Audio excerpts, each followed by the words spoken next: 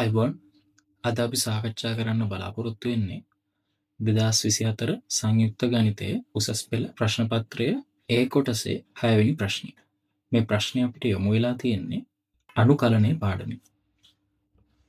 සමීකරණයේ භාවිතයෙන් අපිට මේ ඝන වස්තුවේ පරිමාව ලබා ගන්න පුළුවන් dx.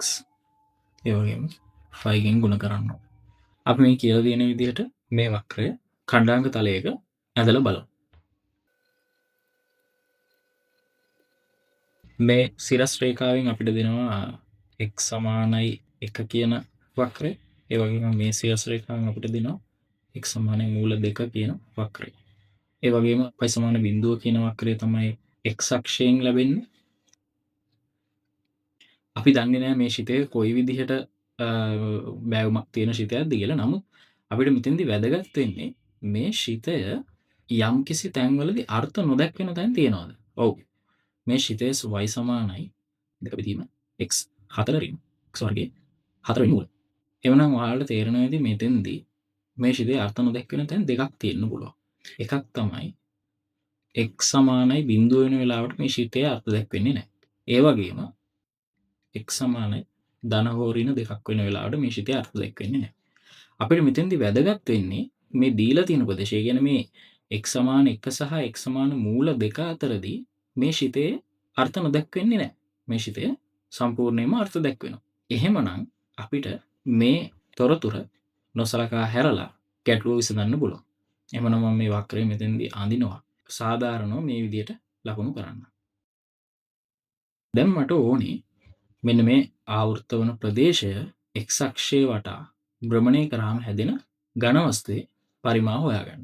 ඒ වගේම අපිට කියලා දෙනවා 2.5 රේඩියන් වලින්. ඒ කියන්නේ සම්පූර්ණ වටයක් භ්‍රමණය කරාම ලැබෙන වස්තුවේ පරිමාව තමයි අපි මෙතනදී ලබා ගන්න ඕනේ. එහෙනම් මට ඒ පරිමාව ලබා දෙන සමීකරණය තමයි මේ තියෙන්නේ. x සමාන 1න් සහ x සමාන මූල 2 කියන වක්‍ර දෙකෙන් සීමා වෙලා තියෙනවා.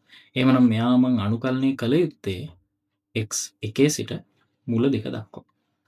මේ අනුකලනය සුළු කරගන්න මම යොදා ගන්න ආදේශයක්. මේ ආදේශය කොහොමද මම තීරණය කරගන්නේ?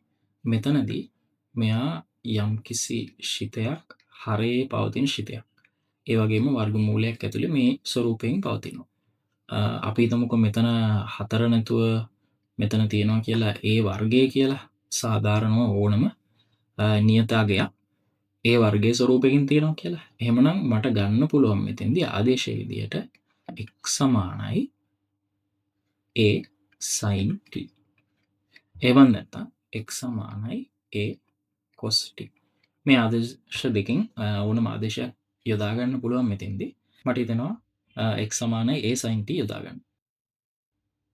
ඒ වගේම ආදේශය යොදා ගනිද්දී අවකලන විෂයත් වෙනස් කරගන්න ඕනේ.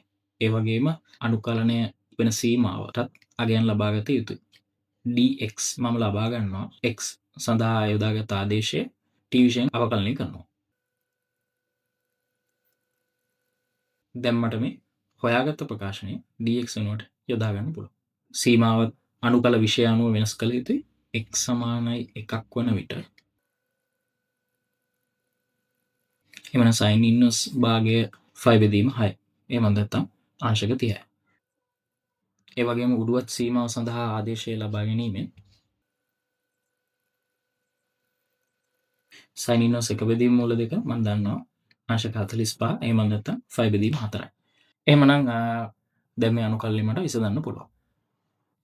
මේ විදිහට අපිට යොදාගත්ත ආදේශය මුලින්ම ඉහළ සහ පහළ සීමාවන්ට ඒ වගේම අනුකල විෂය වන x වෙනුවට t විෂයෙන් ප්‍රකාශනයකුත් ඒ වගේම x සඳහා ආදේශය මේ විදිහට යොදා ගන්න පුළුවන්. දැන් අපි බලමු මේ ප්‍රකාශනය සුළු කරලා මේ වස්තුවේ පරිමාව සඳහා ප්‍රකාශනය බව පෙන්වන්නේ කොහොමද කියලා.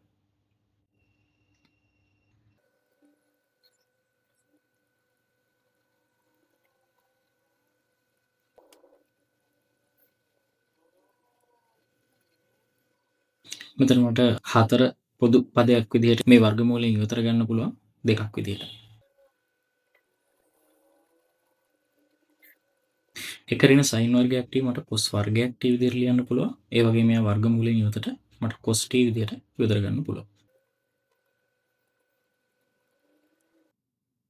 මම දන්නවා කොට්ටියගේ අවකලය කොසෙක් වර්ගයක් T වෙනවා.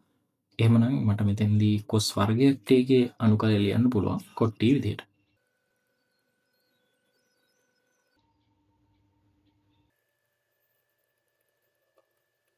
මම දන්නවා කොට් 5 බෙදීම 4.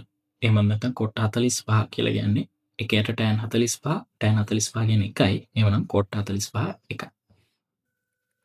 ඒ වගේම කොට් 5 බෙදීම 6 කියලා කියන්නේ එකයට tan 5 බෙදීම 6. කියන tan 30.